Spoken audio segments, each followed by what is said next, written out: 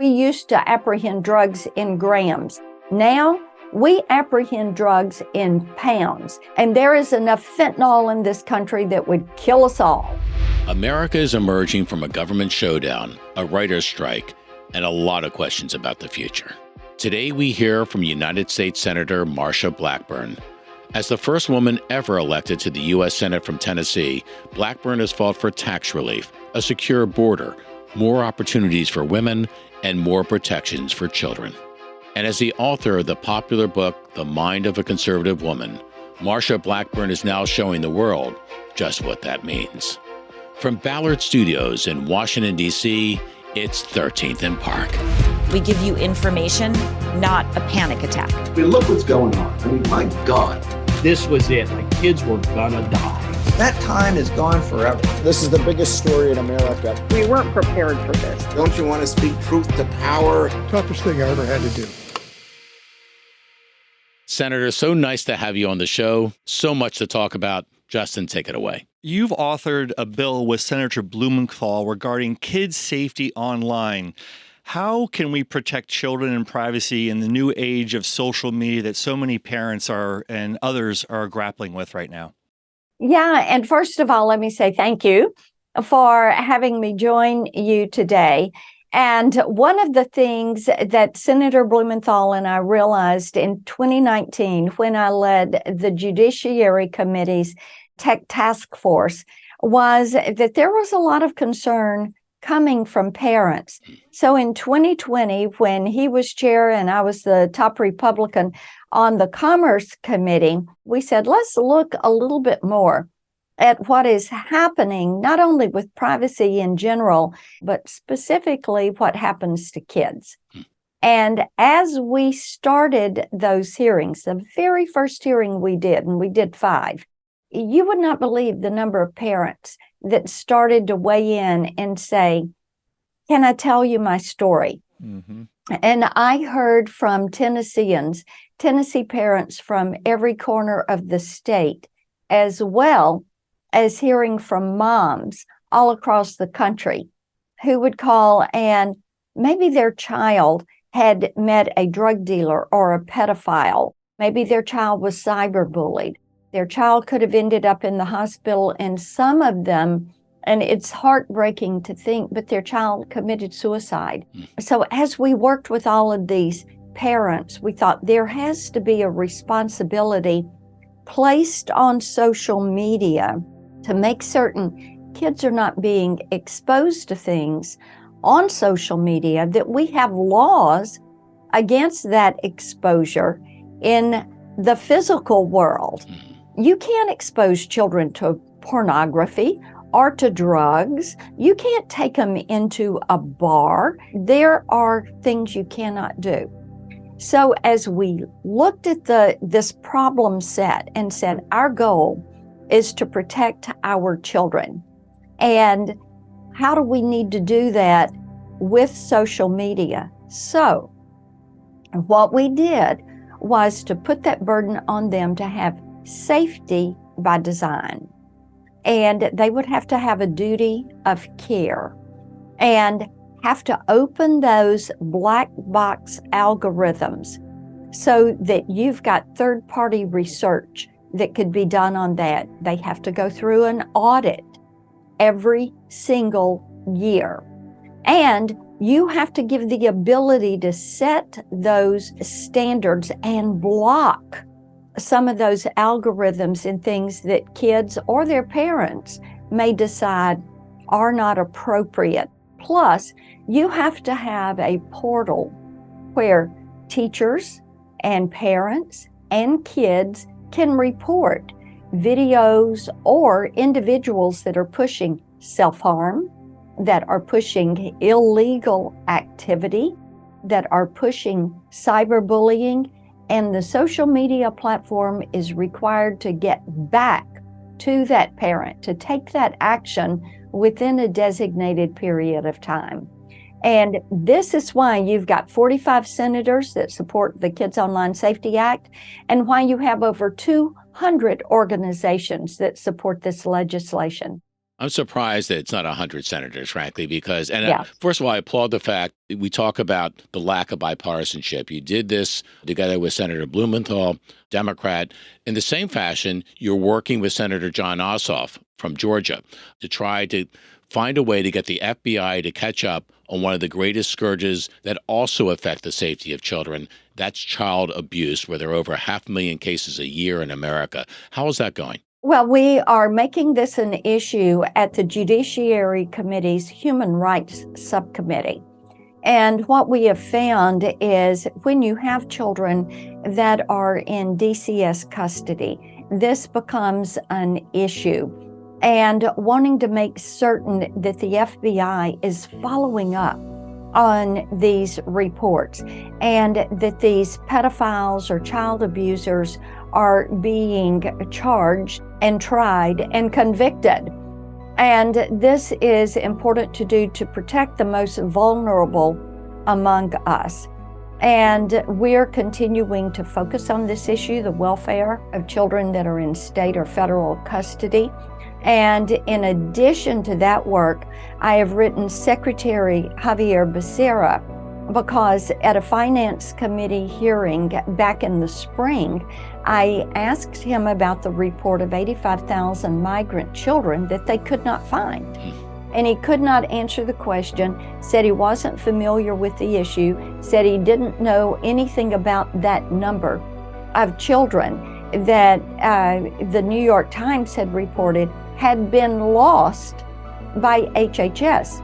So we wrote and asked again and laid out what we knew. They could not find him after 30 days. And we were just appalled that you had 85,000 children. They did not know if they were dead or alive, if they were in labor gangs or sex trafficking rings.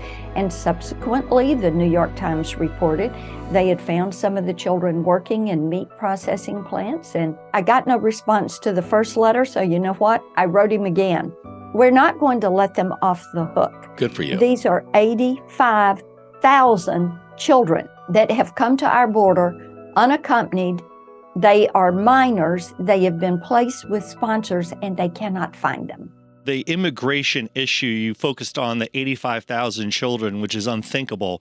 But recently, the U.S. Customs and Border Patrol apprehended 9,000, almost 9,000, 8,900 people in one day at the southern border.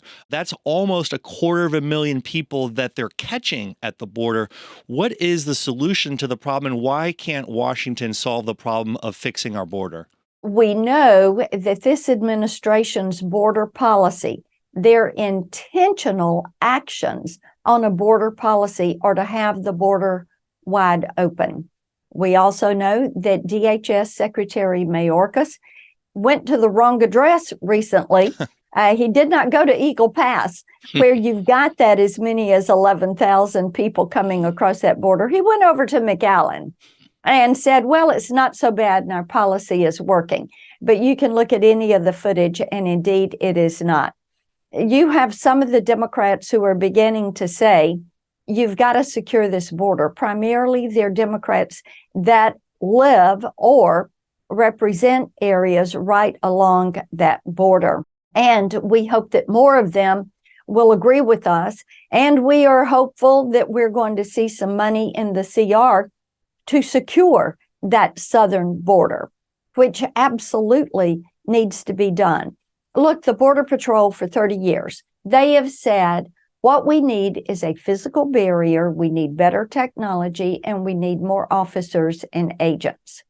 If you ask them, they will say, put that wall up right now, Right. because it helps us. It gives fewer entry points. It allows us to protect this country. And right now, under Joe Biden, we have had 7.6 million people illegally cross that border. That is a population equal to the population of the state of Tennessee. Now, in that number of 7.6 million, you've got about 1 million of that number that are considered gotaways. They could see them on surveillance. They could not catch them.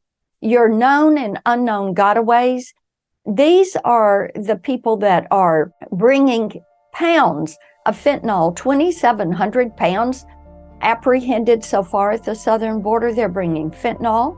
You have terrorists, you have known criminals.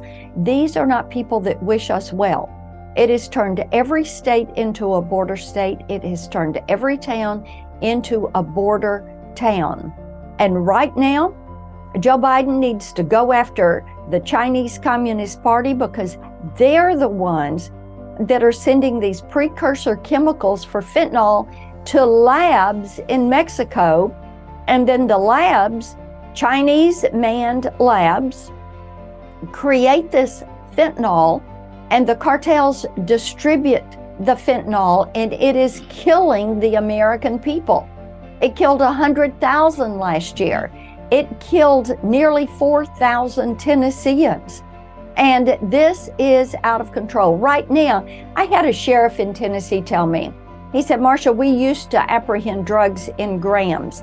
Now we apprehend drugs in pounds. And just about everything we apprehend, it is laced with fentanyl, whether it's a gummy bear, a pressed pill, marijuana, fentanyl is in all of it. And yes, indeed, one pill will kill you. Residue, it will kill you. And there is enough fentanyl in this country that would kill us all. And it is why we have to make certain that we secure that border. It is why we have to make certain kids are not meeting these drug dealers online. The DEA told us 30% of the drug deaths, they have met the drug dealer online. We can do something about this, and it is imperative that this administration work with us and that the Democrats work with us to secure that southern border. You authored The Mind of a Conservative Woman. You were the first woman ever elected to the United States Senate from Tennessee. Is there a message you have for the next generation of women leaders in America that gives them confidence and faith that tomorrow is going to be a little bit better than yesterday? Our nation needs leaders. And, it's important for women to realize their voices need to be heard. They need to speak up, and they need to be talking to their friends. We all want to make certain that this country, the greatest country on the face of the earth, the greatest country ever, that we preserve our faith, family, freedom, hope, and opportunity. We should be about opening doors of opportunity for all of our citizens. We should encourage all of our citizens to use their gifting and their talents to achieve their version of the American dream. That is how we keep this country strong and prosperous and free. We should take this interview as a PSA for America, not only to fight against, but to fight for. Thank you so much for your time. You got it. Go get them. Thank you. Justin, as I said to the senator at the end of that interview, it's like a PSA she was offering. It's a 15-minute PSA. Right.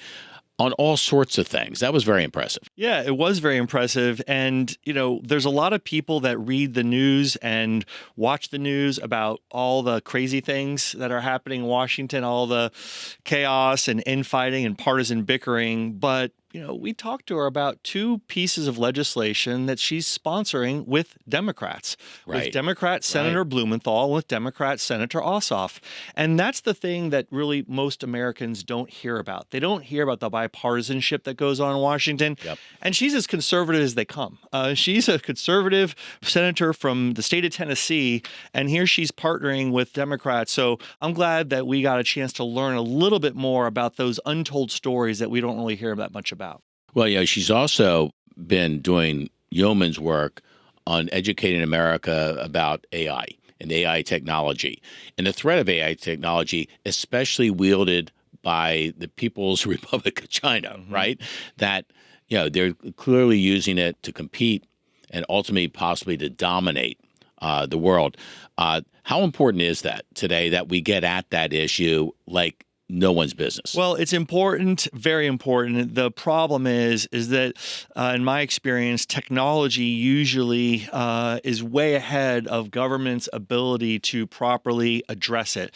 But this one is a national security issue because with artificial intelligence, the vast amount of data that China, the People's Republic of China, has gives them an inherent natural advantage. So it's something that I'm glad that she's taking a leadership position on that, and she's trying to make sure that that playing field is level, or that we don't allow China to have a competitive advantage over us on that. Well, I wish we had a few more minutes with her to talk about, she used to be head of the Tennessee Entertainment, Film, and Music Commission, and she has been a big supporter in the past of performers' rights.